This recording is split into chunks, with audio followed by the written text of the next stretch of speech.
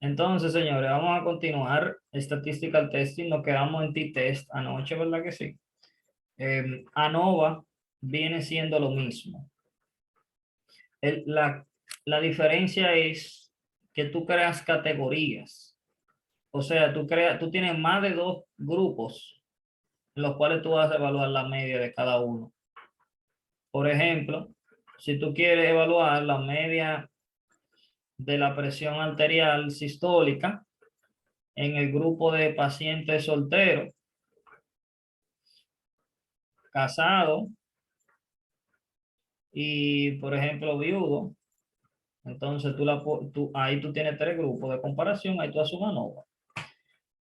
Ok, tú tienes la media de un valor numérico, la media entre tres grupos. Eso igual te va a dar un valor de P que te va a dar la significancia estadística de esa comparación. Ok, entonces vamos a ver. Lo último que nos queda sería el chi-square. Entonces, la correlación de Pearson era dos variables numéricas. Entonces, el t-test y ANOVA era una numérica y una cualitativa, o sea, una cualitativa y una cuantitativa. Entonces, el chi-square son dos variables cualitativas, dos variables cualitativas que estamos comparando. Entonces, aquí, por ejemplo, vamos a seguir vamos a seguir este mismo ejemplo de systolic blood pressure y estado marital. Por ejemplo, tú tienes dos grupos. El estado marital tú puedes tener casado o soltero. Vamos a ponerlo así. Entonces, por ejemplo, una variable numérica como systolic blood pressure lo podemos convertir fácilmente en una variable cualitativa. Inmediatamente creamos básicamente lo que hacemos es que creamos una condición, una categoría. Por ejemplo, podemos decir pacientes que tienen mayor de 140 en presión sistólica y pacientes que tienen menos de 140. Entonces, ahí ya tú creas ya la presión sistólica deja de ser un número per se y viene siendo una cualidad de esa persona. Entonces, por ejemplo, tú vas a tener, en este caso, lo siguiente, tú vas a tener un grupo de personas que tienen menos de 140 y un grupo de personas que tienen más de 140 en la presión sistólica. Entonces, ya esto es una variable cualitativa. Entonces, por ejemplo, cada vez que tú tomes un paciente, entonces va a caer dentro de unos de estos grupos. Por ejemplo, tú puedes tener tres pacientes casados que tienen menos de 140 de presión sistólica, cinco solteros que tienen menos de 140, entonces 20 casados que tienen más de 140 y tres solteros que tienen más de 140. Entonces, el chi-square compara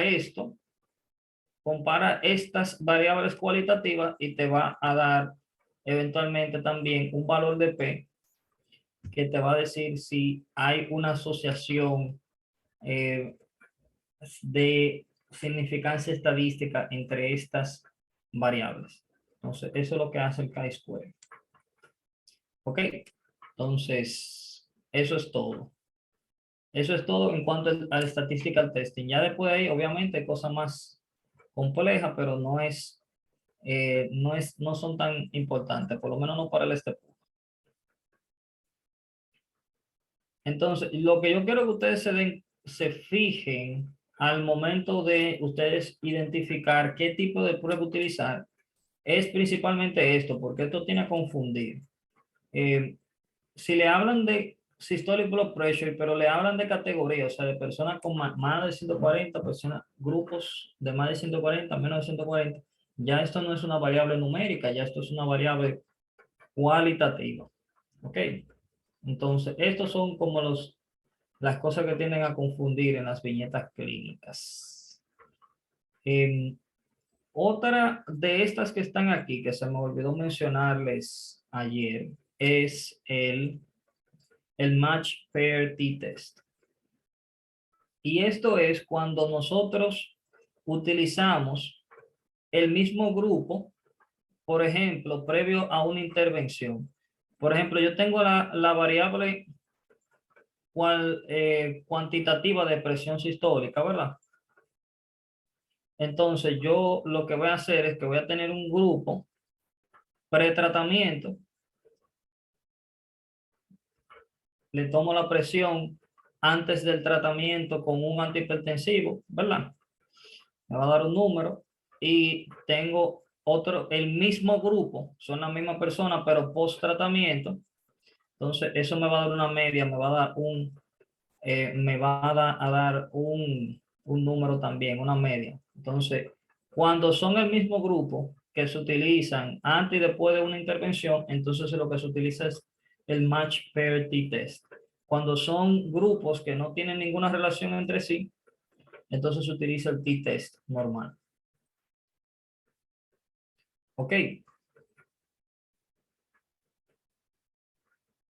chévere. ¿Estamos claros?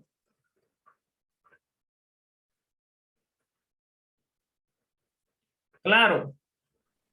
Sí, señor. Ok, pues vamos aquí. A la medida de dispersión en medida de tendencia central. Entonces, cuando ustedes tienen toda su población va a tener una distribución E. Por ejemplo, esto puede ser la edad de una enfermedad, por ejemplo. Ustedes pueden tener este patrón bifásico que, por ejemplo, aparece en el linfoma, en el craniofaringioma, en muchísimas enfermedades. Ustedes pueden tener que esta es la distribución de edades de, por ejemplo, el craniofaringioma. Entonces, por ejemplo, aquí ustedes van a tener una distribución que es bimodal. Van a ver si esto es 0 y esto es 100, ¿verdad? Van a ver, lo que me dice este cuadrito es, esta gráfico es que hay una alta proporción de pacientes que se encuentran acá, en esta región, en esta edad y acá. Entonces, lo que estamos viendo aquí, eso es lo que estamos viendo en estos cuadros eh, en estos gráficos.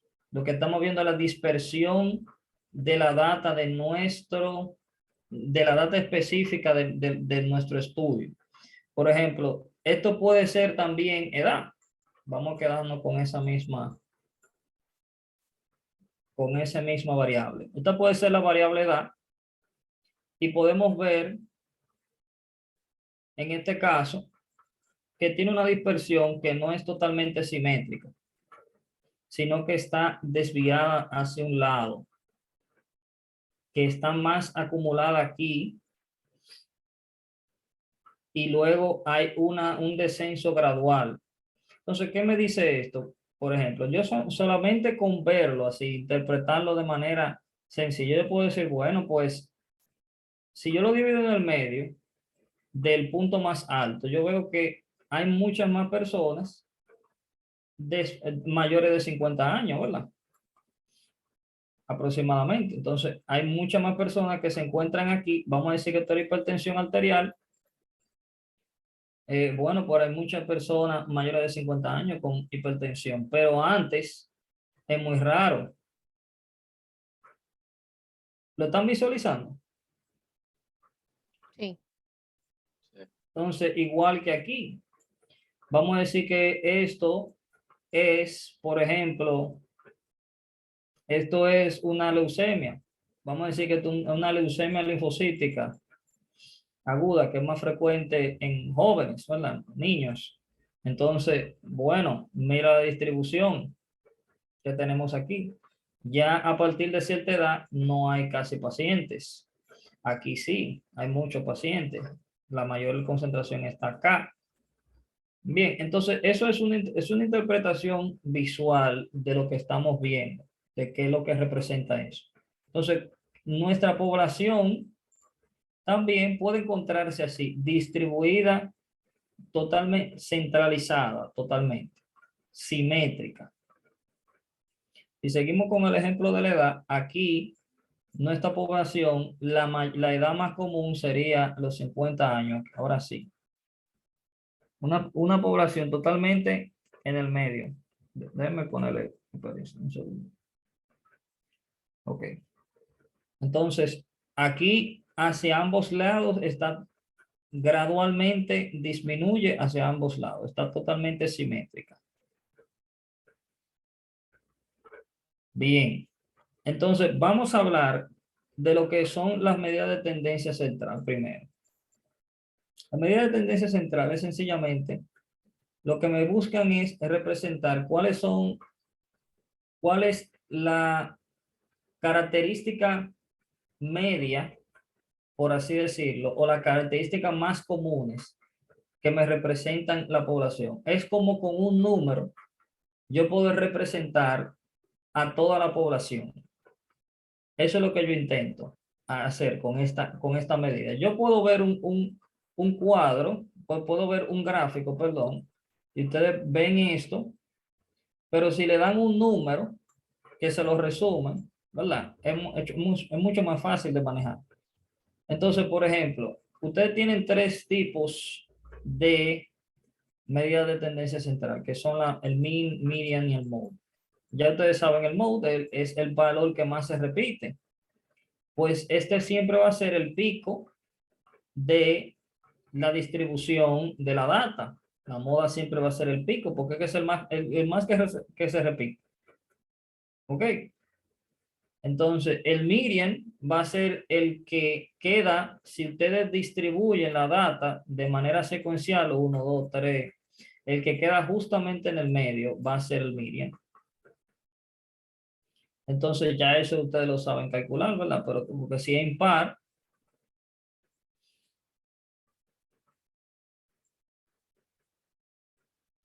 bueno, si quitamos el 0, ¿verdad? Del 1 al 5 sería el 3. Esa sería la mediana. Pero si es 6, pues lo que hacemos es que sumamos esos dos, ¿verdad? Y le sacamos y lo dividimos entre 2. Y esa sería la mediana. 3 más 4, 7. Entre 2, 3.5, ¿verdad? Esa sería la mediana en este caso. El min es sencillamente todos los valores dividido entre la cantidad de los valores. Entonces, esta medida de tendencia central es la que más se ve afectada por los outliers, por los valores que son extremos. Si ustedes tienen, por ejemplo, ustedes pueden tener una distribución de esta manera, que sea totalmente central, pero entonces ustedes tengan muy alejado un valor o pocos valores. Entonces, si ustedes toman esos valores y lo utilizan para calcular la media, entonces estos valores extremos me van a mover la media hacia allá porque son muy elevados. Me van a mover la media hacia esos valores. Bien, si yo lo divido, esos números súper elevados entre la cantidad total, o sea, si esto era, por ejemplo, esto era de 1 a 40, por ejemplo, y estos valores son de 120, vamos a decir. Entonces, si yo tomo la media de estos valores, la mayor parte son 20. Entonces, la mayor parte de estos valores van a ser 20. Yo lo voy a dividir 20 entre el número total que tengo. Pero si a esa sumatoria yo le agrego 120, por ejemplo, entonces, y lo divido entre ese pequeño número ahora, esos números extra, me va a dar un número mucho mayor que si solamente tome estos de este cúmulo de datos. Entonces, la media se mueve por los valores extremos siempre. Entonces, En el caso de que tengamos distribuciones de datos que son asimétricas de esta forma, cuando sacamos cada una de estas medidas de tendencia central, nos va a dar lo siguiente. La moda siempre va a estar en el pico y la media siempre va a estar hacia donde se extiende el gráfico. O sea, esto sería right skew, ¿verdad? Y este sería left skew, desviado hacia la izquierda. Entonces, de esa manera, yo puedo solamente sin ver el gráfico, yo puedo saber hacia dónde se desvía mi tendencia central. Yo tengo que mi moda, si la moda es mucho mayor a la media, sí, en este caso sería, si moda mayor a la media, que sería este caso de aquí abajo, ¿verdad? La moda está más allá, más hacia la derecha que la media, entonces eso sería left skew. Y cuando la moda esté menor a la media, que sería este caso de aquí, miren la media aquí, la moda es menor a la media, entonces estaría right skew. Ok, entonces solamente con yo ver cómo están estos valores, yo puedo saber hacia dónde se está desviando mi población, hacia dónde, hasta cuáles valores tienden mi población. Eso es sencillamente para yo saber cómo es que está distribuido esa variable en mi población. Más, más nada. O sea, eso es para yo orientarme. Por ejemplo, si yo no sé cuáles son los pacientes predominantes, la edad de esos pacientes en una patología X, en mi población, pues yo cuando lo grafico, yo voy a saber, bueno, son principalmente adultos, en este caso, o son principalmente niños. Esas son las conclusiones que yo puedo sacar de aquí. En el caso de la edad, por ejemplo. Bien, entonces vamos a ver la medida de dispersión. En el caso del Step 1 y del Step 2 CK, las que utilizan están basadas en una distribución que es simétrica, totalmente central y simétrica. Esto, de hecho, es lo raro. Las poblaciones no tienden a ser así. Usualmente en mayor proporción son asimétricas así. En la mayoría de los estudios hay poblaciones asimétricas, que simétricas, son raras. Pero esa es la que utilizan en el STEM, realmente. Entonces, ¿qué es lo que nos dice esto? Esto es una forma de yo comparar los resultados con la media. O sea, es ver qué tan alejados están los resultados, o sea, los datos de la media. Entonces, la media se va a encontrar aquí y yo puedo comparar qué tan alejados están esos resultados de la media. Por ejemplo, esto que están representando aquí son las desviaciones estándar. Entonces, por ejemplo, una desviación estándar, dímelo, Andrea. Sí, antes de que tú hables de la desviación, es que cuando se encuentra en esa distribución normal, todas las medidas de tendencia central son la misma. O sea, la media, la moda y la mediana es la misma. Exacto, exactamente. En ese caso son todas las mismas, sí. Todas se van a juntar. Que es lo raro, ¿verdad? A menos que tú tomes la población Unicornios, entera, unicornios, y saque los valores eso extremos y la recorte y haga es tú sabes. exacto. Pero eso es muy raro que salga así. Y de hecho, eso hay mucha controversia. Hay un estudio que decía que casi el 60% de los estudios que andan publicados eh, tienen medidas de estadística incorrectas. porque es que muchas de las cosas que utilizamos de medida de tendencia central para comparar no son, no son aplicables dentro de tu población. O sea, hay otras herramientas que no son estas que estamos viendo aquí, que se pueden, que funcionan mejor para poblaciones asimétricas y no se utilizan, pero ya es otro tema. Estamos en el step, ¿verdad? En fin, entonces tenemos, por ejemplo, vamos a decir que esto sea que la media de esa población es, vamos a ponerlo sencillo, vamos a ponerlo 50. Ustedes saben que vamos a hacerlo con la nota del step 1. No. 230 para trabajar más fácil. Entonces, la nota del step 1 es 230. ¿Qué significa eso? Y la nota del step 1 sí tiene esa distribución. Porque, y miren cómo es que ellos hacen que las notas lleguen a tener esta distribución centralizada.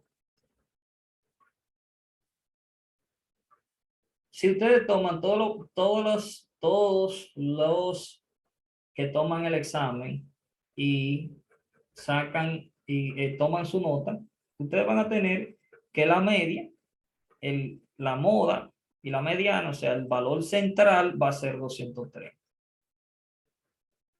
Entonces, nosotros tenemos medidas de dispersión, que es la desviación estándar. La desviación estándar me dice que, por ejemplo, en el caso del step 1, es de 7. Vamos a aproximarlo a 10 para hacer los cálculos más fácil. Vamos a aproximarlo a 10. Entonces, vamos a asumir que son 10. Ok. Lo que me dice es que una desviación estándar para arriba y para abajo son 10 puntos. O sea, para arriba 240, para abajo 220. Entonces, las medidas las desviaciones estándares en la población a través de la media me van a dar porcentaje predeterminado del total de la población. Una desviación estándar para arriba y para abajo representa el 68% de la población. O sea que el 68% de la población que toma el STEP, la nota de ello es entre 220 y 240. Ok, entonces, de la misma manera, si la desviación estándar, bueno, si tomamos dos desviaciones estándares, entonces vamos a decir, ok, le agregamos 10 más de cada lado, 250 de este lado y 210. Entonces, eso equivale al 95% de la población. O sea, el 95%, tú tomas una persona, tú pones a todo el mundo. Tú tomas una muestra representativa de la población y la pones en una habitación.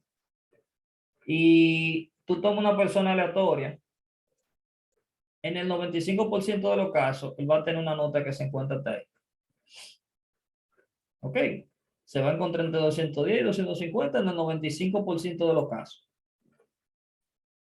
¿Ok?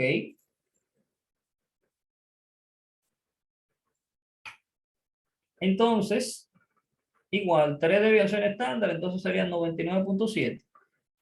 Entonces, 99.7 equivale de cada lado, pues sería 260 y 200. Entonces, ¿qué significa esto? Que casi el 100% de personas que toman el STEP tienen una nota entre 200 y 260. Obviamente, esto lo aproximamos a 10, está bien, pero de hecho, si fuese 7, fuese aún mejor, ¿verdad? El intervalo sería más cerrado. Entonces, ¿qué me dice eso? Por ejemplo, la nota de pase es 194. ¿Qué me dice eso? Que casi el 100% de los pases, todo el mundo, ¿verdad? casi todo el mundo pasa en el examen. ¿Verdad que sí, Andreina? Para que te baje la ansiedad. Amén, hermano, así es. Todo el mundo pasa. El 100% de la población que lo toma, la mayoría, el 99.7% de la población que toma el examen, lo pasa, tiene una nota de pase. Ahora,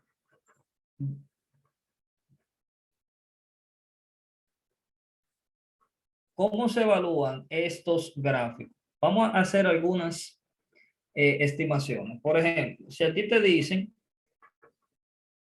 como preguntan mucho, ¿qué porcentaje de la población saca más de 240?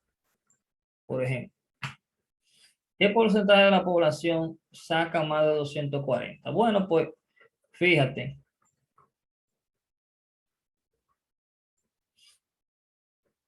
240 es una desviación estándar. Esto sería aquí, 240.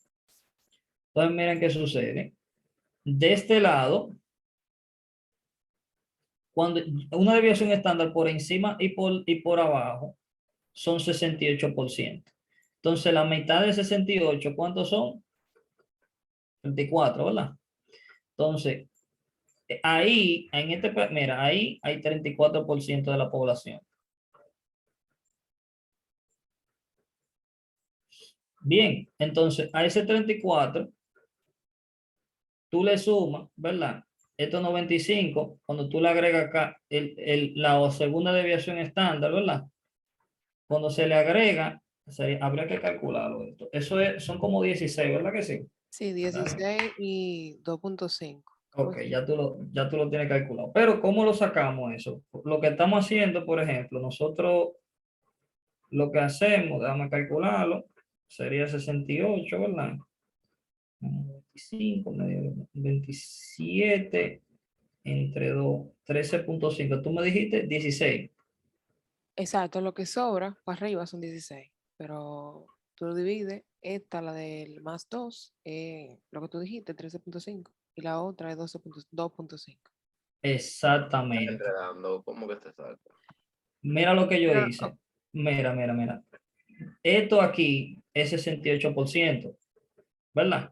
Entonces, un lado son 34%, ¿verdad? Si tú restas, entonces tú me estás diciendo que de aquí, mira, eso menos eso completo, me da, o sea, si tú restas 95 menos 68, si tú restas 95 menos 68, te va a dar lo que está de cada lado, te va a dar. Pero como nada matamos de un solo lado, tú lo divides entre dos, 13.5. Esto es 13.5 aquí. ¿Me va siguiendo? ¿No me entendiste? No. Ok. Déjame ya este gráfico para allí, espera.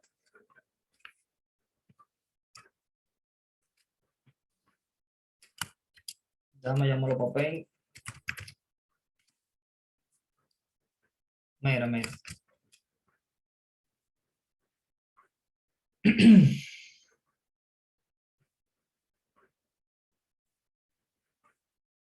Mira, ahí te están diciendo que esa parte del centro es 68%, ¿verdad? Si tú agregas esta parte aquí, es 95, o sea, todo eso ahí es 95. ¿Me entiendes?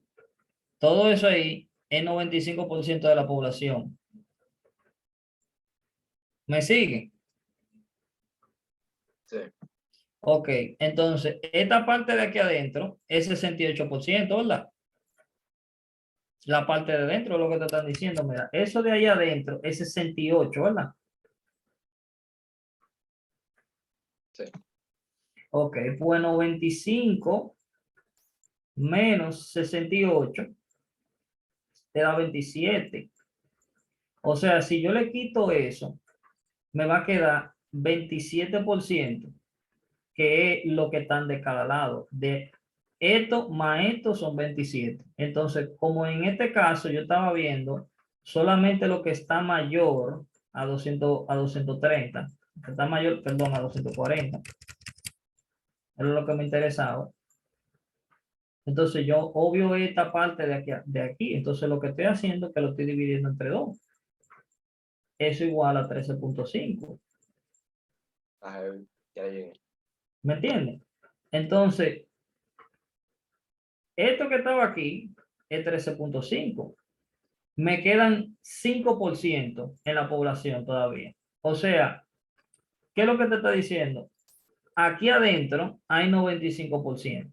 Por ende, el 5% restante, ¿verdad? ¿Dónde está? Está,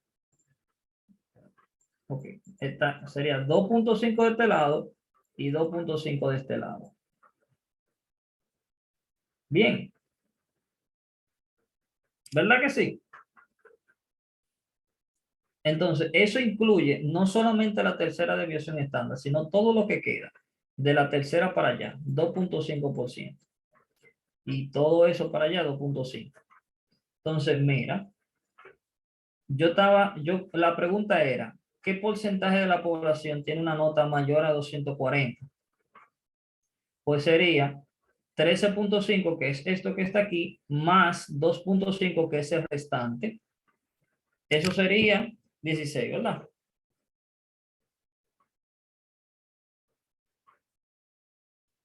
Exactamente, 16. Entonces, ¿qué porcentaje de la población tiene una nota mayor a 240? 16%.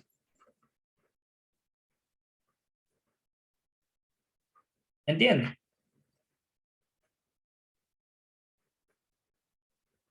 ¿Entiendes? Sí, maní.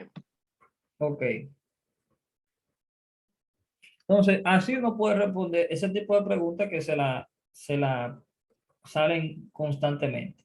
Entonces, vamos a hablar de los percentiles. Entonces, los percentiles lo que te indican es esta misma distribución, le ponen, o sea, se le pone un número. Por ejemplo, aquí obviamente sería 0%. El 0 no existe, se supone, pero también vamos a asumir que es 0. El 0, pues no hay 0%. Y 99 acá, o 100.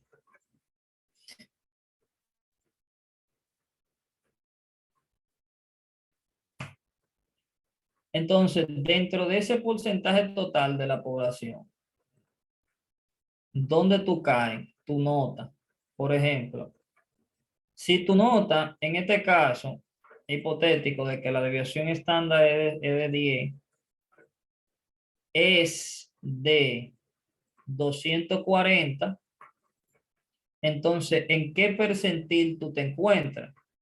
Tú tendrías que sumar todo lo que hay detrás de ti, ¿verdad? ¿Cuántos son esos? Son, 50.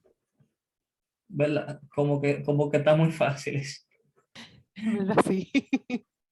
50% más 34% serían 84, ¿verdad?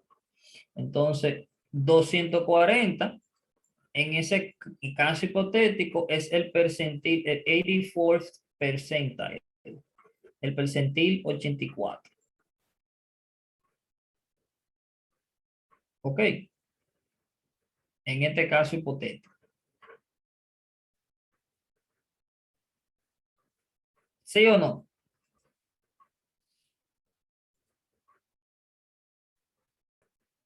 Entonces, ¿qué es lo más común?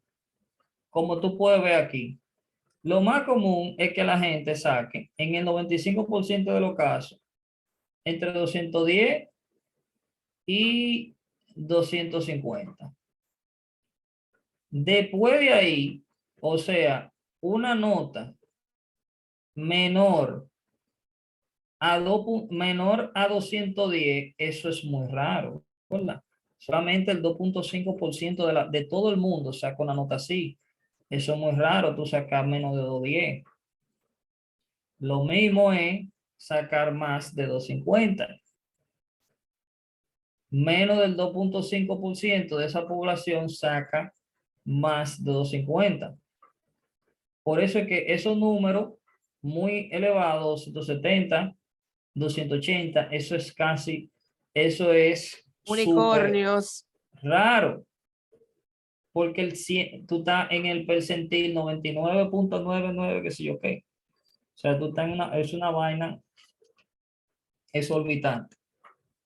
De que te mandan una vaina de que Harvard quiere conocer tu ubicación. Le piden el video a Prometri a ver qué fue lo que hiciste. Full. Entonces, eso es lo básico de lo que son los percentiles, las medidas de dispersión. Ok, déjame ver, yo iba a mencionar otra cosa de aquí. Yo creo que ya. Ok, está bien. Entonces vamos a hablar del valor de P y el intervalo de confianza.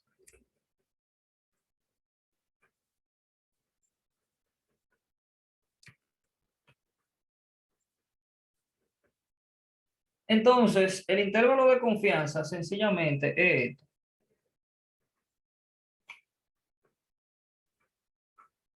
Ese 95%. O sea, tú le estás dando, cuando tú le das el confidence interval a una persona, un dato, tú tienes la media de ese dato y tú tienes el 95%, o sea, dos deviaciones estándar por detrás y dos por adelante. O sea, que si era el índice de confianza, vamos a decir, del examen, en este caso, bueno, no aplicaría el examen, porque eso está bien. Vamos a pensar un número arbitrario, vamos a decir 5. El límite de confianza estaría 5 la media, en una desviación estándar de 5. Bueno, no, de 5 no, porque entonces me llega a 0. Sería, vamos a ponerlo a 2.5, está bien. Dos desviaciones estándar también me llega a 0. Vamos a subir un chisme, Pon eso de 20 francs y sube el 5 y ya. ¿verdad? Ok, ahora sí. Ahora sí, de 5, bien. La desviación estándar de 5. Entonces estaría entre 10 y 30. Ahí está, ese es mi confidence interval. La media sería 20 y el confidence interval sería entre 10 y 30. Me dice que el valor real, con eso yo no estoy diciendo necesariamente que es 20. Con eso yo estoy diciendo que si tú vuelves a repetir ese experimento, te va a dar ahí entre 10 y 30 en el 95% de los casos. En esa población, tú tomas otra muestra y haces el mismo experimento, te va a dar entre 10 y 30. Esa media. ¿Ok? Los resultados te van a caer ahí en el 95% de los casos. Ok, entonces, ¿qué es lo que es el p-value? El p-value lo que hace es comparar los hallazgos entre dos grupos. Mira cómo lo podemos ver mejor aquí. Vamos a ver este grafiquito aquí para entenderlo bien.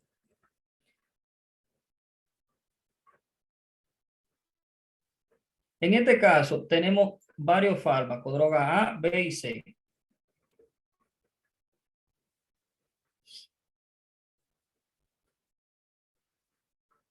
Aquí estamos viendo la presión arterial de baja a alta. La droga A, como ustedes pueden ver, tiene este efecto en su población.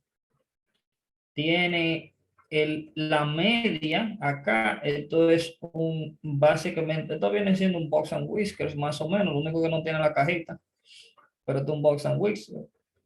Entonces tú tienes la media, tienes el valor máximo aquí, que ese valor máximo está representado por el 95 percentile, y el valor mínimo en este caso está representado por sería el 5, ¿verdad?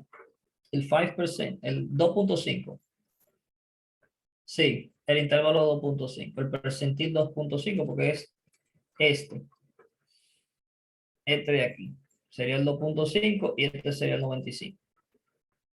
Entonces, esto es lo que está representando este gráfico aquí. El intervalo de confianza.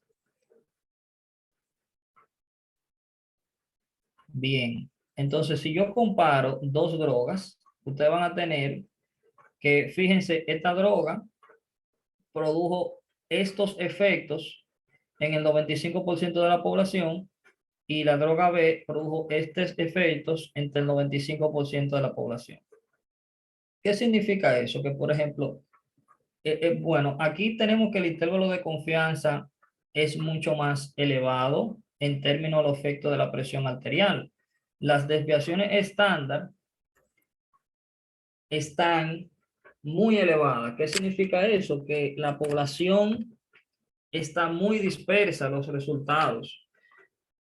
Los resultados de esa población están muy dispersos. Los efectos de ese fármaco, como los efectos del fármaco sobre la presión arterial, son muy dispersos en esa población. Eso es lo que me está diciendo esto. Entonces, miren cuál es el problema y en dónde que cabe el valor de P al momento de ustedes comparar. Si yo tomo muestras de esa población, yo puedo decir, es estadísticamente probable que mi data me quede aquí. Lo más probable es que me quede aquí, ¿verdad? Pero mi data me puede quedar ahí porque está dentro del intervalo de confianza. Entonces, igual con esta droga A, si yo sigo tomando muestras de esta población, me puede quedar el efecto real aquí.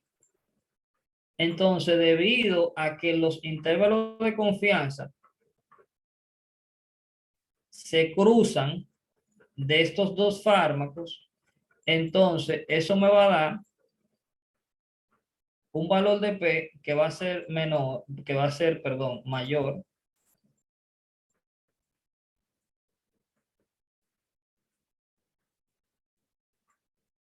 a 0.05.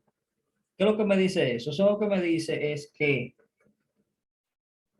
esos dos resultados pueden ocurrir si yo sigo, o sea, pueden ocurrir por chance solamente. O sea, que si yo sigo tomando datos y los sigo introduciendo y los sigo analizando, no, al final no van a ser, no se van a poder comparar entre sí, porque puede que haya la posibilidad de que realmente esos resultados no sean distintos uno de otro.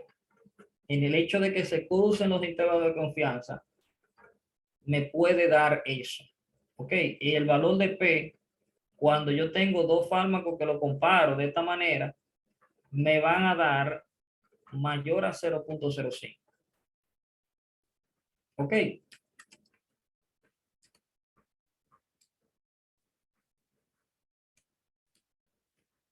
Cuando es menor a 0.05, el valor de P, entonces eso significa que yo tengo menor del 5% de probabilidad de que esos resultados sean por chance, o sea, que esos resultados sean sencillamente por aleatoriedad.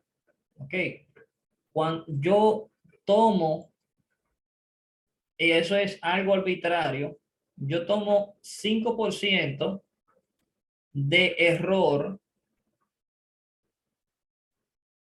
como que esos resultados puedan ser por chance. Eso es lo que me dice. Por ejemplo, si yo comparo, por ejemplo, estos dos fármacos, el caso de la droga A y la droga C, si yo las fuese a comparar, fíjense que el intervalo de confianza de la droga C es bastante cerrado, o sea que la desviación estándar es súper pequeñita en este caso. Los resultados podemos decir que son, accurate o podemos decir que son precise en este caso. ¿Cómo podemos decir que son? Accurate o precise. Precise. Que son precisos. No podemos decir que son accurate porque todavía yo no tengo el Tú no has dicho qué es lo que tú quieres. en base a qué, ¿verdad? Pero sí podemos decir que son precisos porque son reliable. Aparecen muy pegados uno de otro. Entonces, si yo comparo droga A con la droga C, como esos dos intervalos de confianza no se cruzan, entonces ese valor sí me va a dar menor a 0.05. Eso me dice a mí que el porcentaje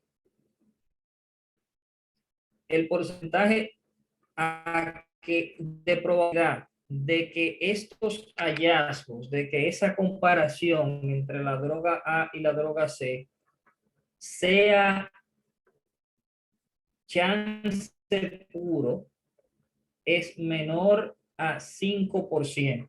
Eso es lo que significa el valor de P.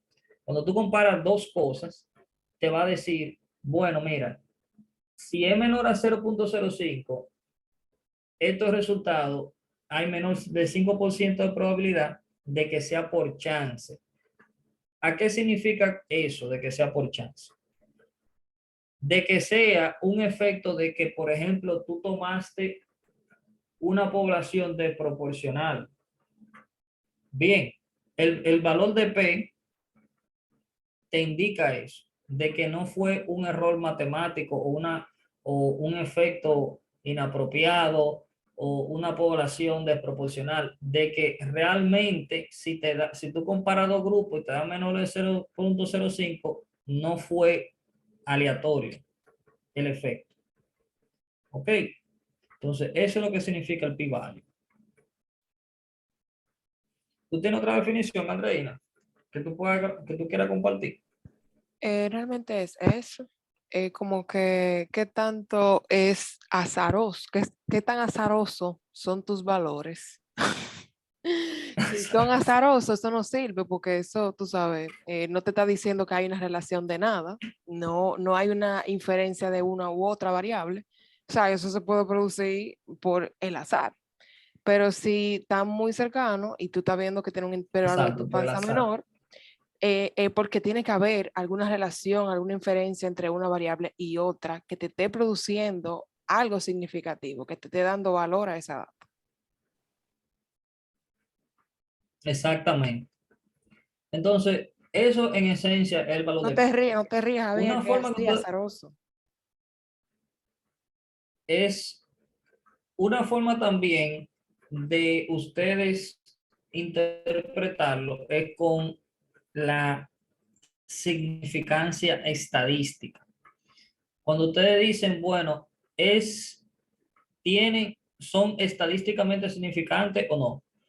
Eso ustedes lo toman de acuerdo al valor de P. Si el valor de P es menor a 0.05, ustedes pueden decir que ese hallazgo no fue aleatorio.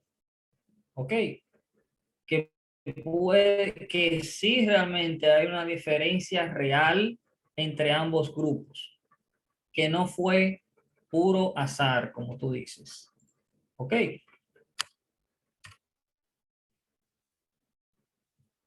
Si yo, por ejemplo, comparo dos grupos con un t-test de casados, yo comparo el systolic blood pressure, espérate,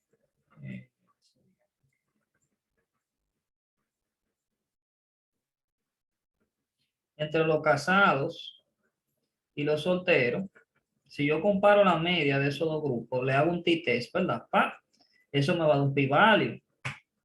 Entonces, si ese valor de P es menor de 0.05, entonces yo puedo decir con seguridad que sí hay una diferencia estadísticamente significativa entre ambos grupos, en que no fue el azar que me dio esa diferencia. Ok. Ahora bien, eso es más complicado de ahí. Obviamente están las variables que te pueden confundir. Eso hay que filtrarlo por esa variable, etcétera. Pero eso, por lo menos en el step 1, ni en el 2. En los steps no hay que irse tan profundo de considerar confounding variables y toda esa vaina. Ok. Entendemos eso de valor de P. ¿Lo entiendes, Javier? ¿Entendiste? Sí, manín. Bien. Aníbal. Va, ¿cuándo tú entraste, men? ¿Tiene Ahora mucho? está abierto ahí. Él tiene rato, sí. Ah, está bien. Aníbal, ¿entendiste, Aníbal? Aníbal entró y se fue por ahí. En automático está. Piloto Ok, automático. está bien, está bien. Entonces vamos a hablar del hypothesis testing. Esto es sencillo, el hypothesis testing.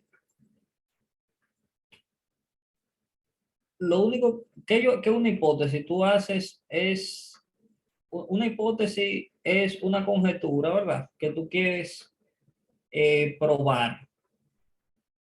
Vamos a decir el smoking lung cancer. Fumar produce cáncer de pulmón. Entonces, miren qué interesante es en la investigación lo que hacemos. Eh, Nosotros siempre evaluamos las cosas de acuerdo a lo negativo.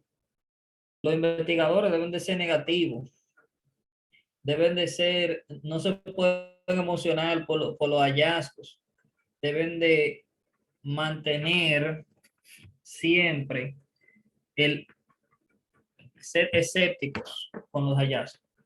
Entonces, las cosas, por ejemplo, esta conjetura, smoking causes lung cancer, lo vamos a expresar en forma de una hipótesis nula. La hipótesis nula es fumar no causa lung cancer. Entonces, la hipótesis alternativa a eso sería la positiva.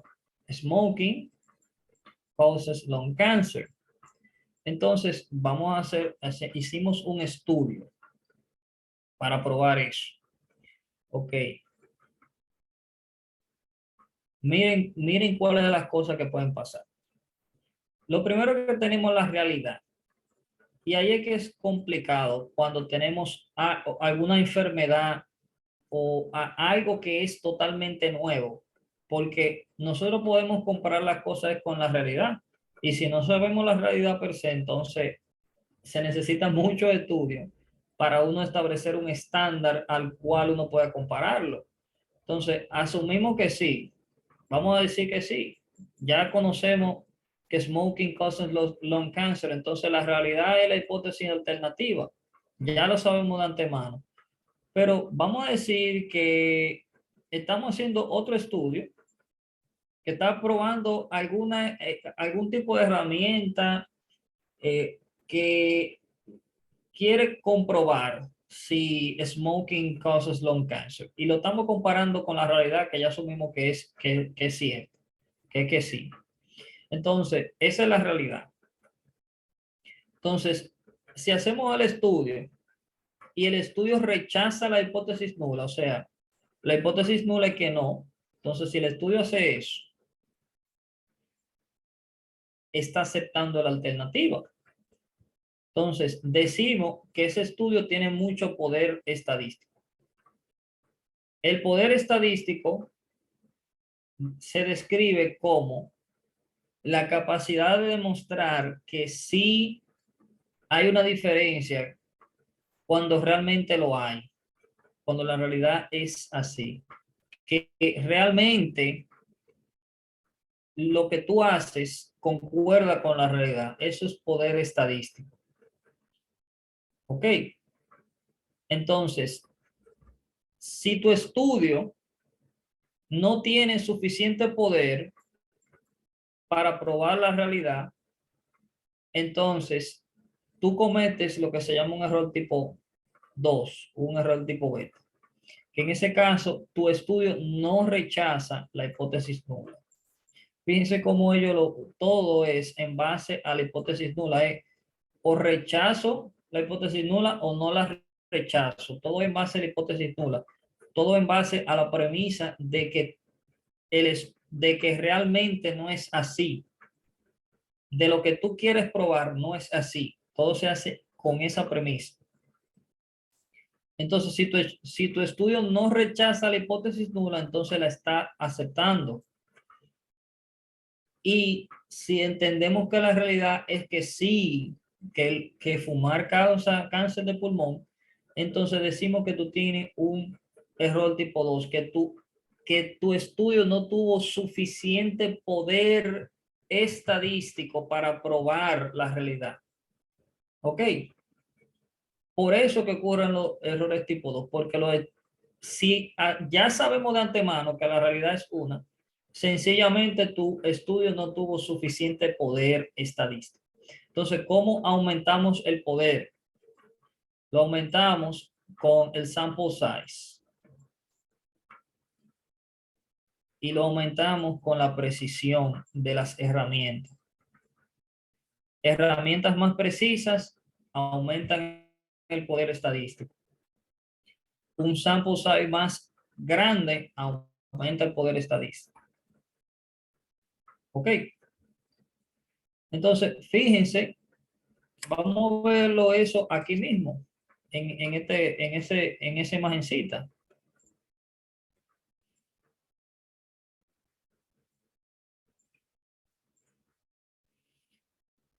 Cuando yo aumento la precisión de lo que sea que estoy utilizando, por ejemplo, esto puede que sea el fármaco, o esto puede que sea también la herramienta que utilizaron para medir esa presión. Entonces, no importa lo que sea, cada vez que mis hallazgos son muy precisos, entonces yo voy a tener más hallazgos que se van a poder comparar entre sí. Por ejemplo, si esta droga tuviese efectos más precisos, entonces vamos a decir que ese intervalo de confianza se cierre mucho. Por ejemplo, ahí más o menos. Entonces ahí si yo pudiese tener hallazgos que me van a dar un P menor a 0.05 y yo poder decir, ok, con seguridad sí, hay una diferencia, tal vez sea mínima, pero hay una diferencia. Y eso me lleva a decirle otra cosa que es importante. Que un estudio tenga significancia estadística no significa que tenga significancia clínica. Eso es algo importante que deben de saber. Miren este mismo caso hipotético que yo lo estoy planteando. Vamos a asumir que esta es el intervalo de confianza de esa droga. Bien, entonces sería más o menos por ahí la línea que lo divide entre los dos. Sería más o menos por ahí, más o menos. Está bien. Vamos a asumir que están separados completamente. Entonces, por ejemplo, si yo mido el efecto de este fármaco con el de este fármaco, dentro de todo el espectro de los posibles efectos que yo puedo tener es relativamente pequeño. Entonces, si yo le saco el valor de P a esto, sí me va a dar menor de 0.05, porque sí son grupos que los intervalos de confianza no se cruzan y son hallazgos que no fueron por chance. Entonces, eso no significa que ese efecto sea significativo. Tal vez en la clínica, un cambio de 2, una diferencia de 2 o 3 puntos en la presión arterial no tenga significancia clínica, como para yo decir, bueno, pues yo voy a usar la droga B, porque él baja 2 o 3 más. ¿Ustedes me están entendiendo? Que en un estudio eso se vea así, y eso es importante, porque ustedes van a ver muchos estudios donde van a ver correlaciones de este tipo. Van a ver que mucho valor de BP menor a 0.05 y van a decir, sí, está correlacionado está correlacionado la edad, está correlacionado el sexo, está correlacionado esto y lo otro, factores de riesgo con una enfermedad, pero realmente que que tenga significancia estadística no significa que tenga mucha significancia clínica. Puede que sea un riesgo de un 0.00005% en el riesgo, pero si tu población lo demostró, pues tienen significancia estadística, pero no significa que sea importante clínicamente. ¿Lo entienden eso? Sí, señor. ¿Entiende ese concepto, Javier? Ok. Entonces, no, cuando le digan, por ejemplo, porque salen preguntas así, de que, bueno, en un estudio se demostró que este fármaco tenía, y se compara este con este, y te dicen, bueno, es menor, el valor de P te dio menor de 0.05. ¿Qué tú puedes hacer con esa información?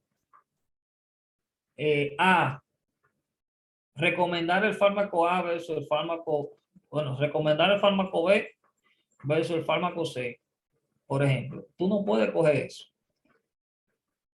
Tú no puedes hacer una recomendación por un sencillo asociación estadística. Bien, así que tengan cuidado con eso. Lo más que tú puedes decir es que son de que hay una diferencia entre ambos grupos de los fármacos. Eso es lo que tú puedes decir. Hay una diferencia. Ahora, ¿es importante esa diferencia? No sé todavía. Tendría que seguir investigando.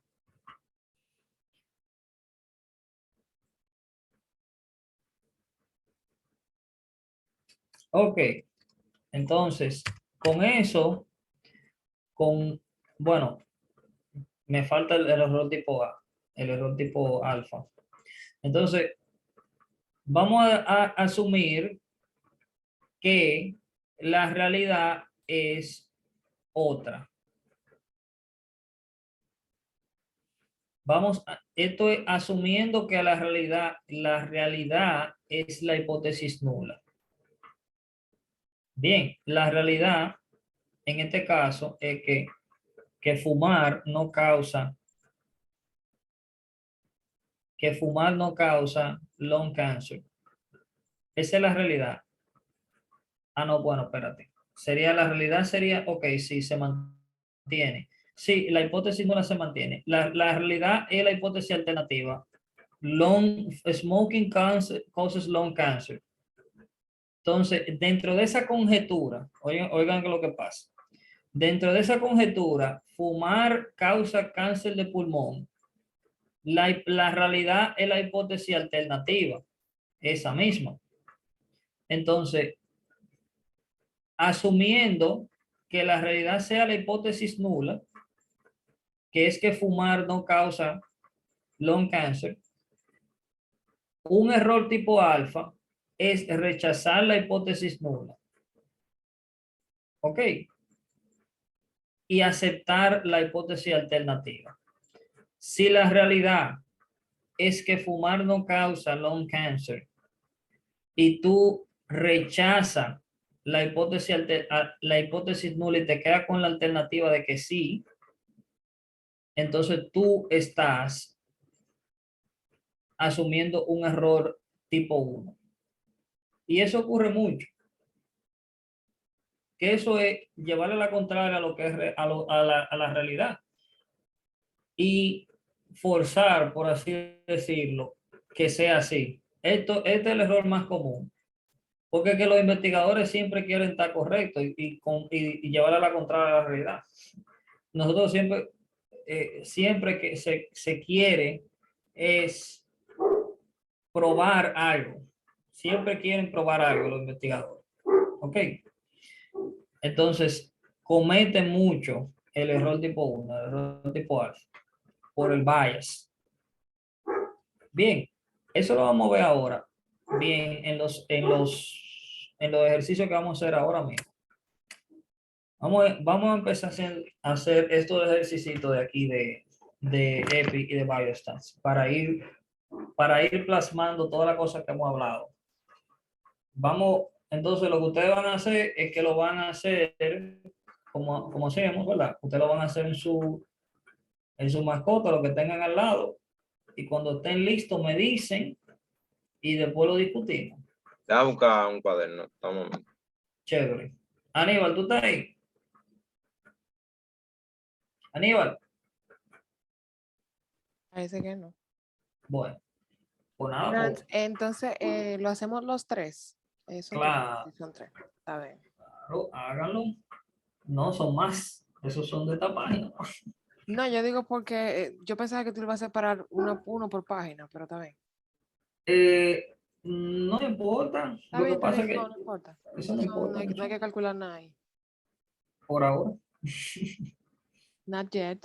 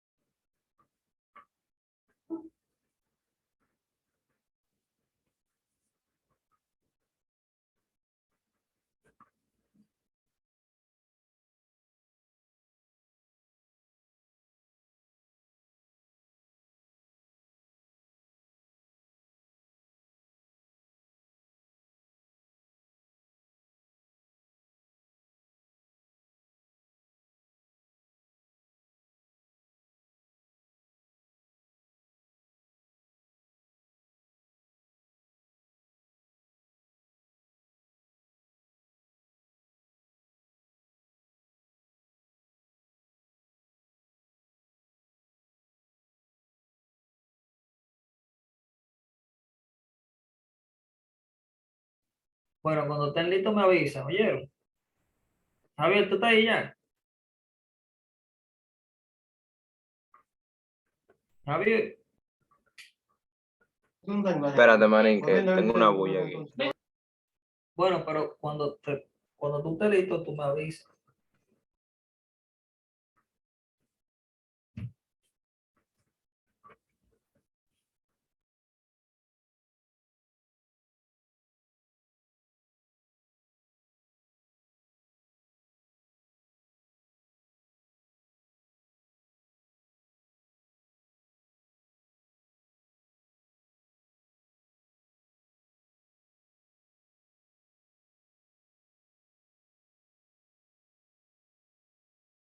Creo que el primero lo tengo. Sí, creo que el uno lo tengo. Son todos Javier que sé. Anda. Hazlo los tres y después tú me dices.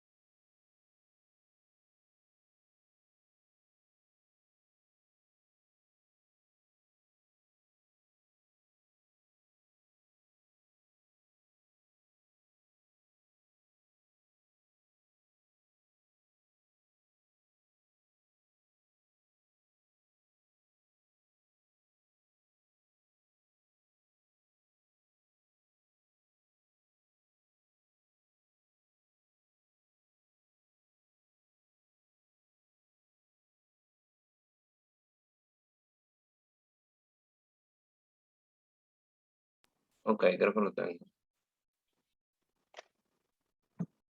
¿Está listo? Con los tres. Sí, vamos a darle. Ok. Pues, ¿cuál es el primero? Dime tú mismo, Javier. Yo puse case. No. ¿Dónde está? ¿Qué- Ay, contra, yo me confundí con el cosa. Ahora lo estoy leyendo bien y no era eso. A lo que me referí. Eh, eh, espérate, que la opción que puse, ahora que la leí bien, no, que la leí mal. Tómate tu tiempo. Don't rush.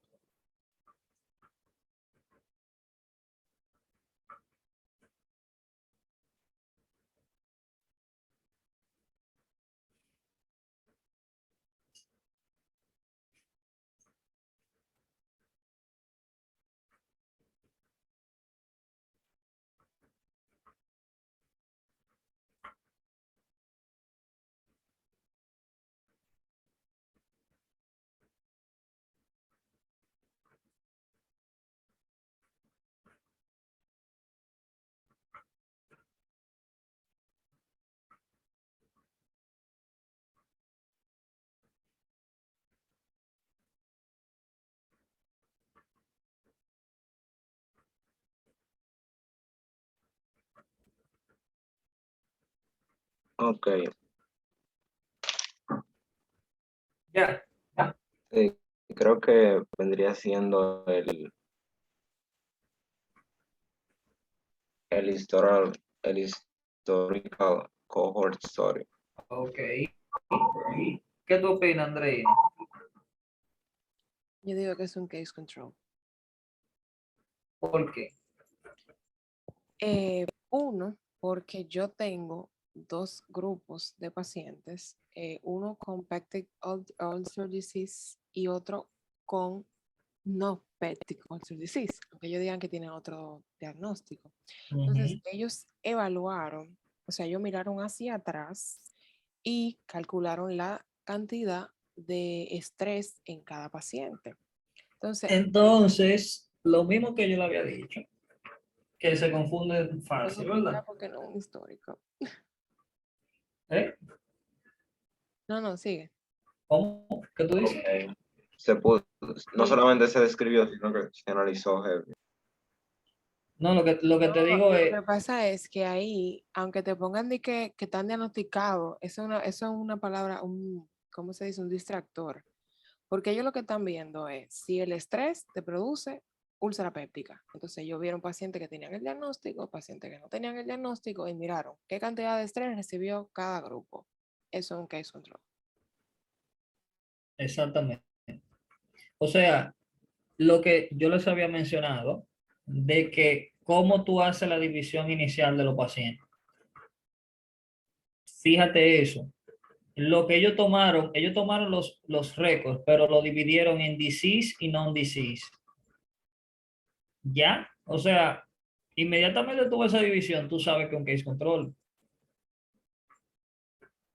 La división inicial, ¿con qué fue? En base a enfermo y no enfermo. Sí, porque cohort de tiene factor de riesgo o no tiene factor de riesgo. Exactamente. Dime, André. En el caso de que fuera una cohorte, sería quienes se expusieron, por ejemplo, niveles altos de estrés y quienes no se expusieron a estrés y ver quiénes desarrollaron úlcera péptica o no. Es en base Exacto. al exposure. Exacto. Entonces, el case control, tú empiezas con el outcome, que es disease y non-disease patients, y tú ves el exposure. En el cohort story, tú empiezas con el exposure, con el factor de riesgo, y tú mira a ver cómo está el outcome de esos pacientes. ¿Ok? En este caso sería fácil yo convertirlo a un historical cohort, ¿verdad? ¿Qué tú harías, Javier, para tú convertirlo a un cohorte histórico o un cohorte retrospectivo? De eso mismo, de hablar de los factores de riesgo solamente. El mismo caso, pero en vez de dividirlo de que enfermo y no enfermo, decir como que quienes se expusieron a tal ¿Y estrés. quiénes no? ¿Quiénes sí, quiénes no? Excelente. Entonces, muy bien. Vamos a ver el número 6. ¿Cuál es? ¿Cuál es, André? Un cohort. Bien. Tú dices cohorte. ¿Qué tú dices, Javier?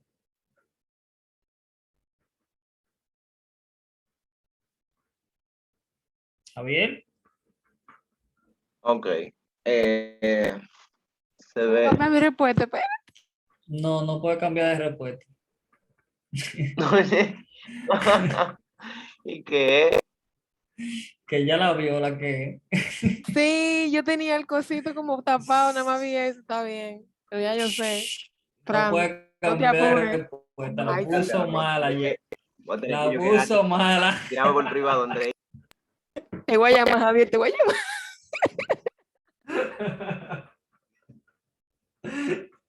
Dale, Javier.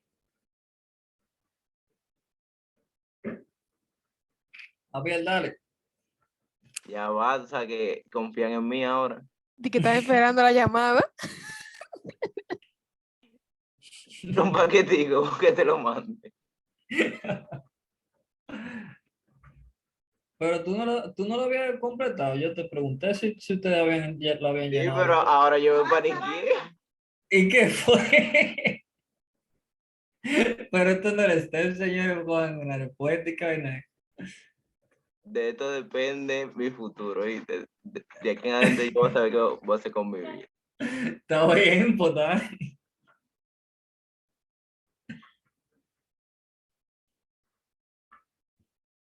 Qué chelcha ahí.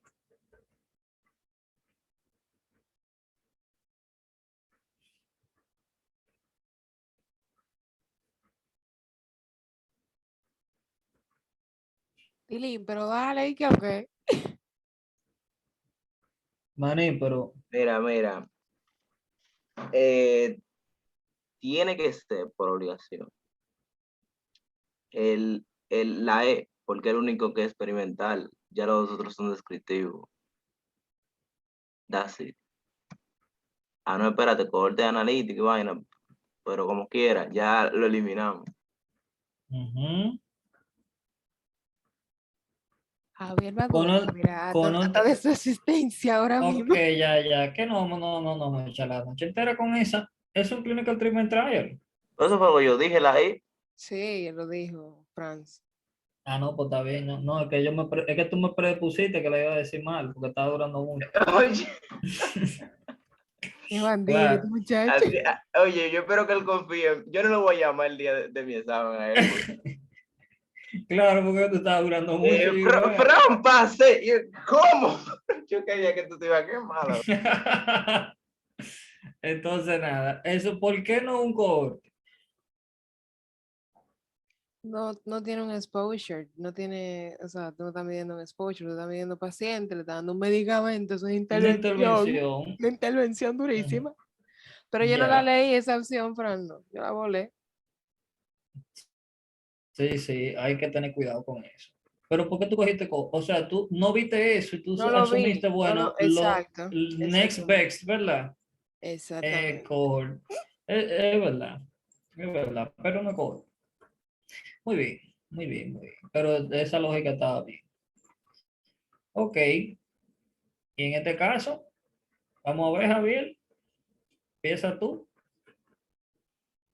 Con mi confianza otra vez. La voy a poner. Pregúntale a Aníbal a ver si está ahí, si llegó. La voy a poner en A preguntarle. Estamos grabando, ¿verdad? Sí, Anda. No, preguntarle al señor Aníbal. es que Aníbal no está ahí, parece, no sé, parece que se durmió o algo.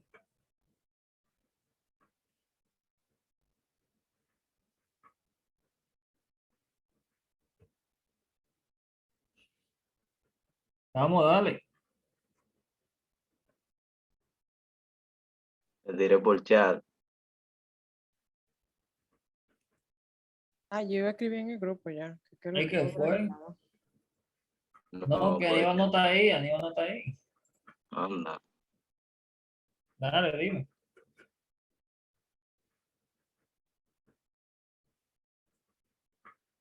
Dame un minuto y ya.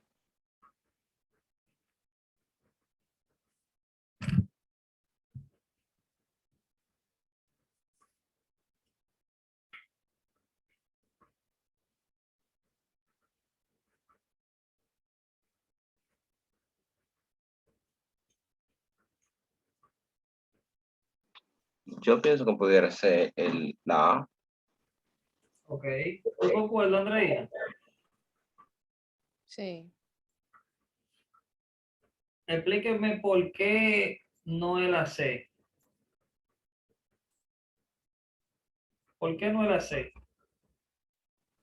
Mira, yo diría que no es la C, porque tú tienes 50%. A ver, tú vas a comparar una medicación con un grupo de Crohn, con Ujú. un estándar medication.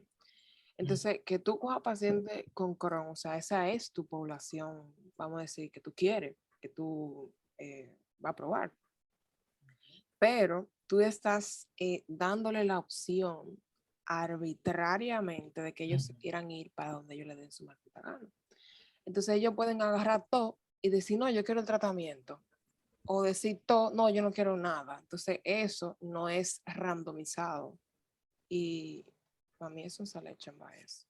Exactamente. De la población total de todos los pacientes con Crohn's disease, ya tú tienes un sample de 50.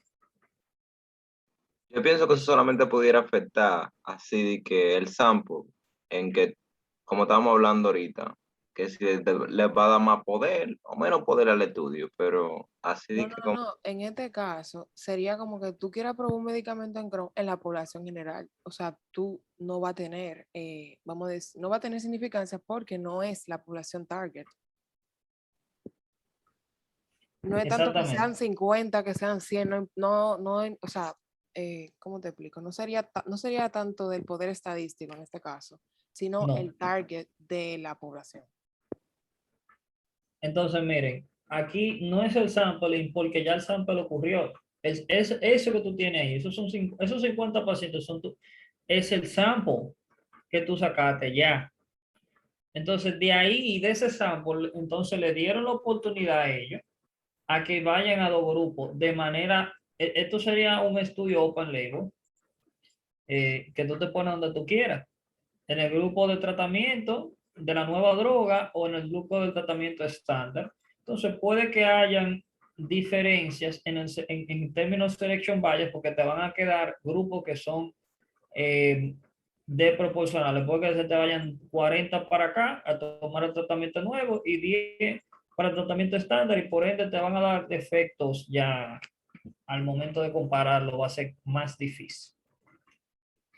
Bien, entonces eso es un selection bias definitivamente. Vamos a tirar numerito. bien. Tiren su numerito. A mí me encanta como tú dices esa palabra, bien. Eh, Porque Miren, tómense su tiempo, lleguen a su respuesta y cuando ya ustedes estén seguros, entonces ustedes me dicen sí, ya, ahora vamos a responder. No dejen de estar dudando. Después de que dicen que la saben, dejen de estar dudando, porque hasta yo lo voy a hacer aquí. De este lado. bueno, ya yo saqué dos buenos ahorita, ya yo vengo con más confianza que nunca. La una es la dos es la B. El diablo, pero ¿Cómo? Pues el diablo, pues ya lo hiciste. La tres es la B también. tú se lo pasaste, fue Frank, antes Yo de... no sé, no sabía, ¿no? Ustedes porque no me vieron con el micrófono apagado y que de Tim Marín de dos pingües. Ok, vamos a esto, vamos. Pónganse.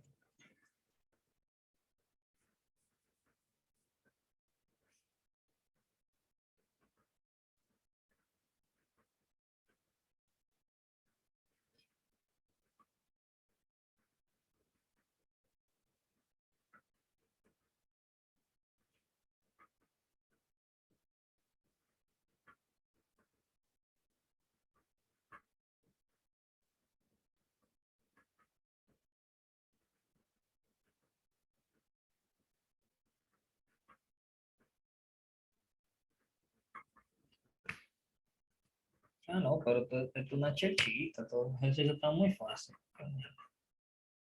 Tengo que buscar ejercicios más difíciles para esta vaina.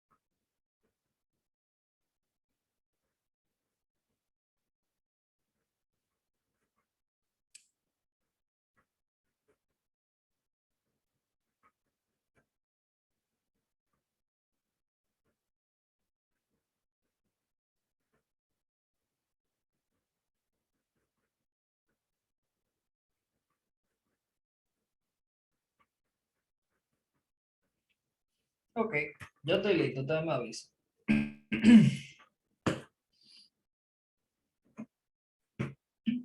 Tilín, que voy por la última.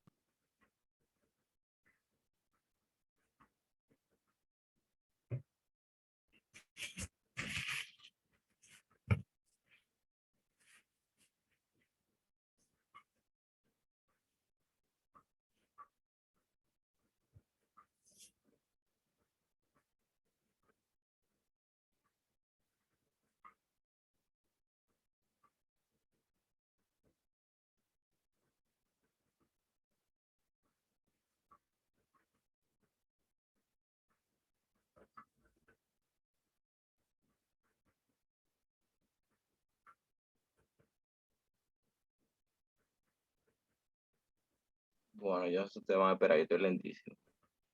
Está bien, tranquilo, tranquilo, tómate tu tiempo. Estamos tranquilos. Y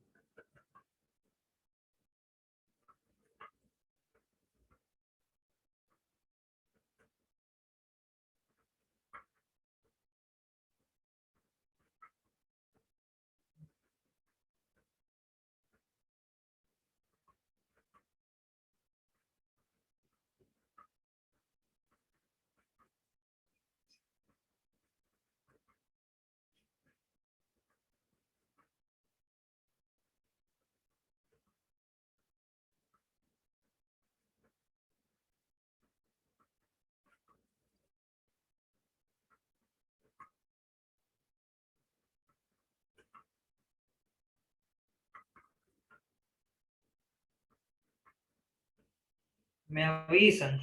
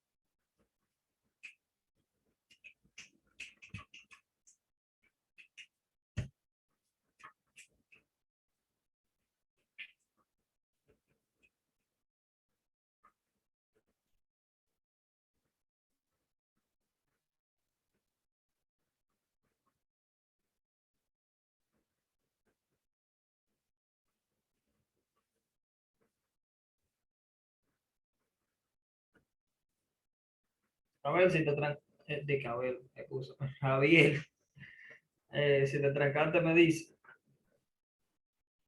Voy ahora, ya faltando, pues, estaba liado estaba trancado ya.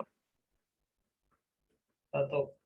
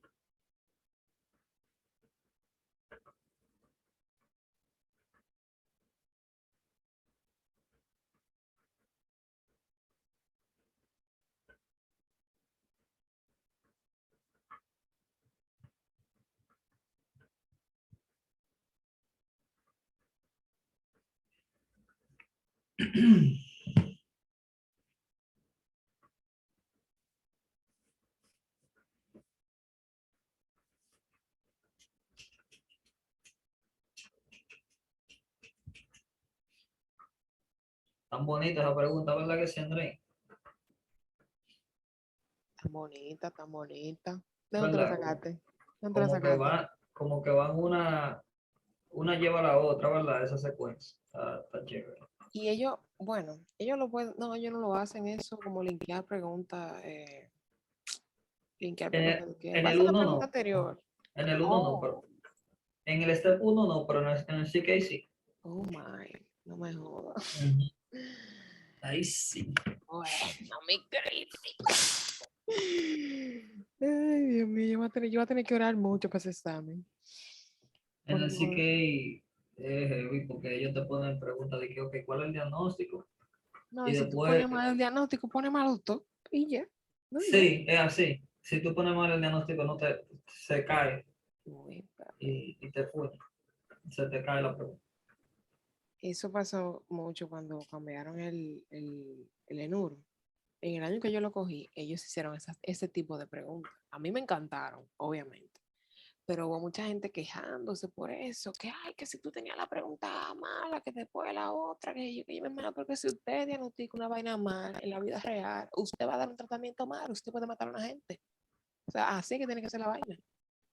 Y ya tú sabes, Ujú. era la mala de la película. Pero no, me disfrutaré mi pregunta, que son, tú sabes, closed, en este examen. Ok, terminé. Chévere. Pues dime la 19, 18, perdón. La D. La D. ¿Concuerda, compañera? Yes, sir. Me dio 78.9, eso mismo. Está bien. Entonces, ¿y la 19, Javier? La A. Correcto, correcto, compañera. Me dio Compañere. 6.97. Compañere. Eso mismo. Muy bien, muy bien. Entonces, en el caso de la 20, Javier, ¿cuánto que te Yo dio? puse la C. Ok, Javier puso la C. ¿Y tú, Andrea, qué pusiste? La A. Explique, justifique su respuesta. ¿Por qué yo puse la A? Porque, bueno, aquí si tú me pudieras hacer el cuadrito, tú ves, te lo voy a agradecer. El cuadrito. La vaina No, esa no de te voy a hacer ningún cuadrito. bueno, whatever, mira. Ningún cuadrito. Tú lo que estás es moviendo el cutoff value hacia la... gracias, Fran. A ti te encanta. ¿Eh? Exacto. Entonces, póngale ahí el 4 en el medio. Thank you. Ajá. Entonces, póngale ahí a la esa misma. Exactamente. Exactamente. Exactamente. FN, FP del otro lado. Yeah. Entonces, mira, como tú moviste el cutoff de 4 a 3, tú lo que estás es aumentando la sensibilidad de la prueba. Entonces, si tú, yo busqué a ver si estaba aumento de la sensibilidad, pero no estaba.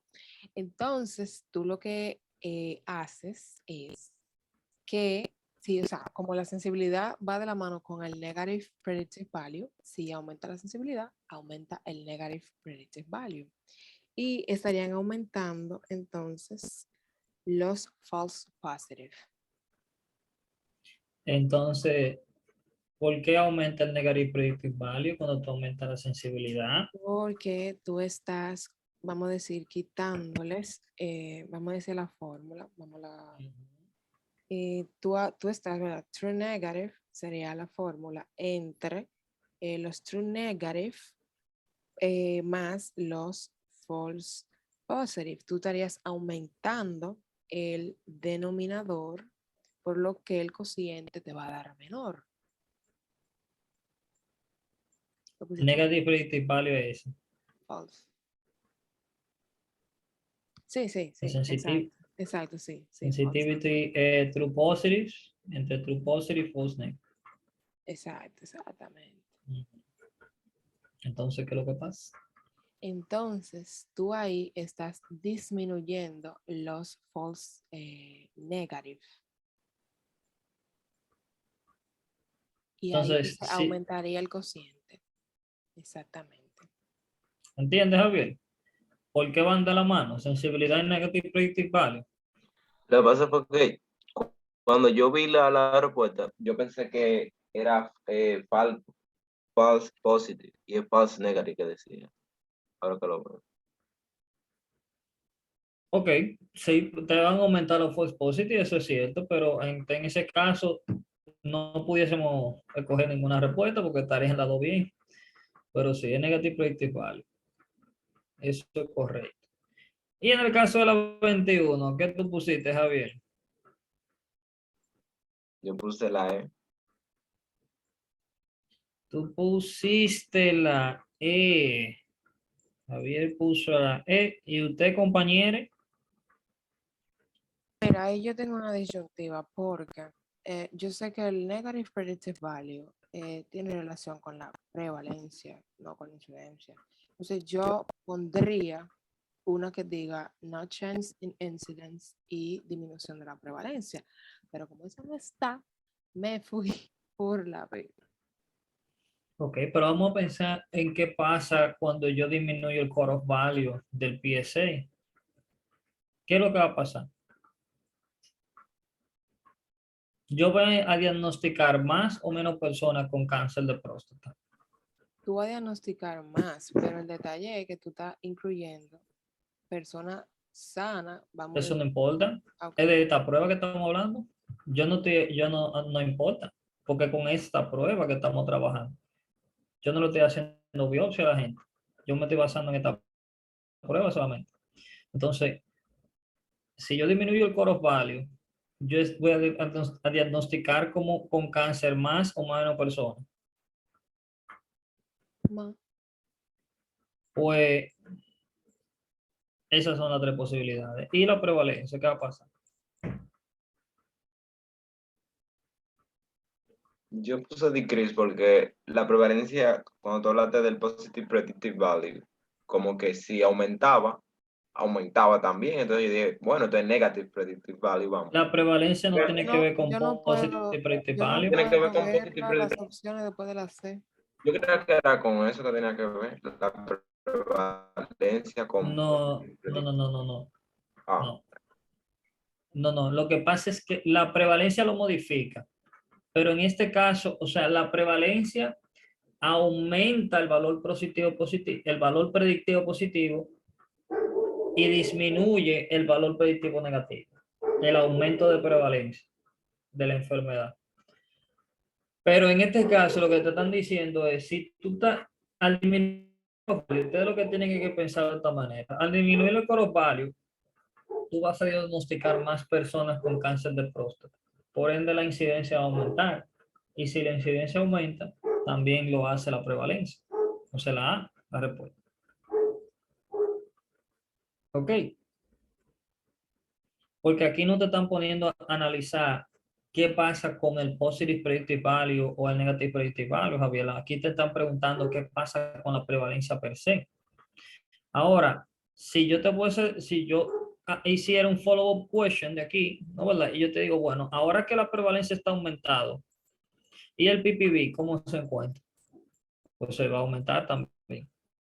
Y el NPV va a disminuir al yo aumentar la prevalencia o cuando aumenta la prevalencia. ¿Ok?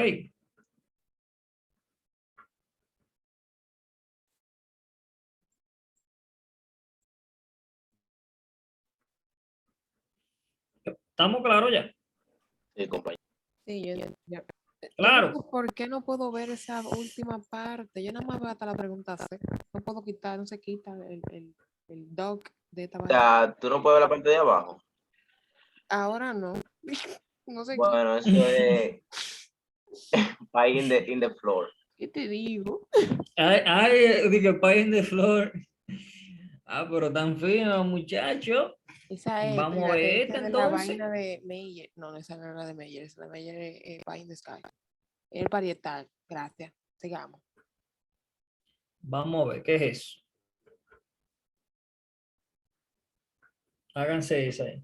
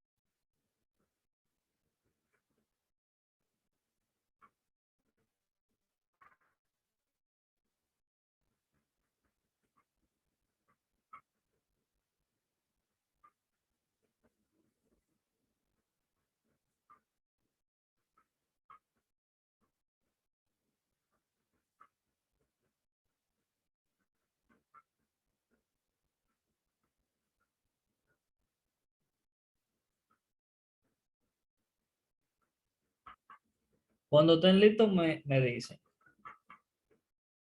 I'm Yo no ready. entiendo la pregunta, en verdad. Yo estoy forzando, pero yo no la entiendo. Pues, ¿cómo que tú no lo entiendes? Claro que tú lo entiendes, pero ven acá. Nunca diga que no, siempre que sí. Siempre se echa para adelante. Cuando Bueno, esté sí. full. Aunque te guayes, bien, tírala. Siempre para adelante, oye, ¿Tú quieres que siempre. yo te diga una respuesta? No. Tú La vas B, a pensar, tú la vas a razonar con lo que sea, tú la razonas. Pero tienes que echar la para adelante B, porque eso es lo que va a pasar en el examen también, que te van a salir preguntas que tú no sabes. es la B. Es lo, no, manín, así no. ¿Qué pasó, bien? Tilín, ponte serio. Diablo, yo no me puedo ver la D. Hasta la D. Dime qué dice la E, por favor. No te voy a decir lo que. De flor, pero Ya feo, yo puse feo. una, Fran, ya yo puse una. Tú ves. No te voy a decir lo que dice la. No, mentira. Dice, there was no statistically significant change in SBP overall.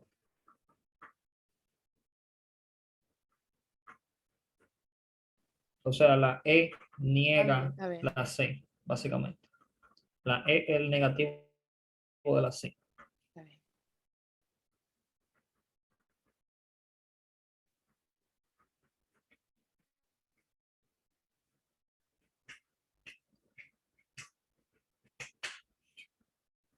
Ya, Javier, No le llego. dale, compañera. Yo digo que es la C, la respuesta. ¿Por qué? Porque ahí lo que tú estás comparando es los intervalos de confianza. Entonces, el intervalo de confianza total es 2.2, vamos a decir, pero va de 2.7 a 1.3. Eso es relativamente pequeño, o sea, es significativo. Y no cruza por el 1, que sería el valor de no diferencia. Entonces, eso es significativo. Ahora, como los valores están negativos, quiere decir que, vamos a decir que el aumento de consumo de cocoa tiene menor presión sistólica, diastólica. Entonces, hay un decrease en la systolic blood pressure. Ahora, hay estudios aquí. Correcto. Entonces, eso, ahí hay algo. Perdón. No, está bien, que yo vi que, por ejemplo, en el estudio B, en el estudio ahí no tiene exacto, en este, déjame ver cuál fue que vi el otro. Pasan por el 1, entonces eso tuve como que no. Yo estaba buscando a ver si había una opción así, pero no. Entonces me fui por el total y ya.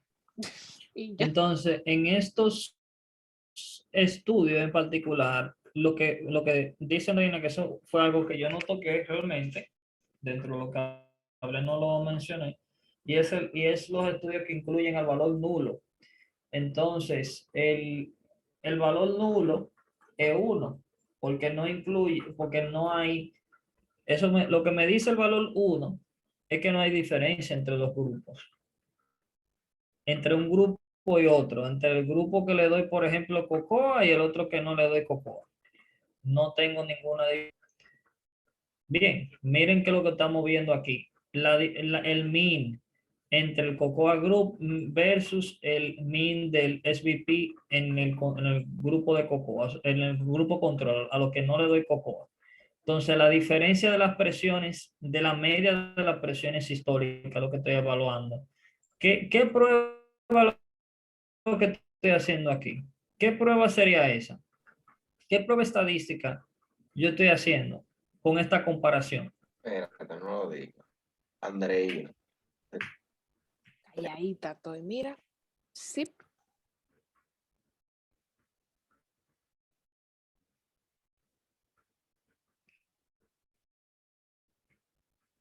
Eso vendría siendo un t-test. Exactamente.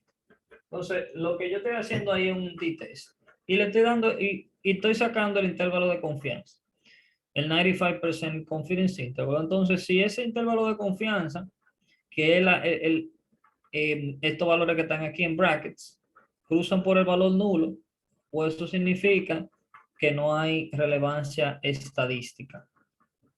Que ese mean que te dio aquí, por ejemplo, realmente no tiene, puede ser por chance, por azar, que te dio ese mean.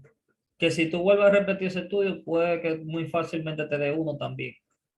Eso no es Bien, p-value, es valor nulo. Se llama eso. sí, pero tiene que ver con el p-value. Cuando tu 95% confidence interval te cruza por por el valor nulo, lo incluye el valor nulo, entonces no tiene significancia estadística. Para que haya una significancia estadística, tu distribución de tu data no puede incluir el valor nulo nunca. ¿Ok? Cada vez que en la distribución incluye el valor nulo, el valor de P te va a dar mayor de 0.05. ¿Ok? Entonces, en este caso, lo que pasa es que como esto es un metaanálisis, tomaron el mean de todo. Al final, cuando tú comparas todos, toma toda la data, entonces te da un valor que realmente sí tiene significancia estadística, pero no tiene significancia clínica, porque es menos 2.2, eso es muy poquito. Entonces yo no puedo por eso de que decir, vamos a darle coco a la gente. No, no, porque para hacer una recomendación se tiene que juntar un comité y evaluar los risk benefits de esa recomendación. Ok, le vamos a bajar 2.2 al SVP, pero le vamos dando cocoa. Cuando viene a ver cocoa con azúcar, bueno, pues le vamos a aumentar la glicemia a la gente. ¿O qué es otro efecto tiene la glucosa, la cocoa per se dentro del organismo? Entonces, tenemos que comparar los risks y los benefits que hay de consumir cocoa, de hacer esa recomendación. ¿Ok? Entonces, tomar una decisión de esa manera, eso ya es más complejo. Lo único que te dice eso es que hay significancia estadística y eso no lo entiende la gente, porque mira, mucha gente van a ver su estudio y van a decir, pues hay que tomar cocoa. Ahí sí, tú no viste el estudio que salió, que sí o qué. Eso En pasa Diario mucho. Libre lo publican y lo Lo van a publicar en Diario Libre. Exactamente. Y después van a escuchar a toda la gente bacana así del hospital. Pero tú no viste un estudio que sí o qué, que demostró que sí, es verdad que lo demostraron. Pero eso significa que tenemos que darle coca a la gente ahora. No. Por eso son que ponen esta pregunta aquí para quitarle todo ese estigma que tiene la gente en la cabeza y todos esos errores, toda esa falacia lógica, porque esto es muy complejo, la investigación es muy compleja y hay que ser muy cuidadoso con todo.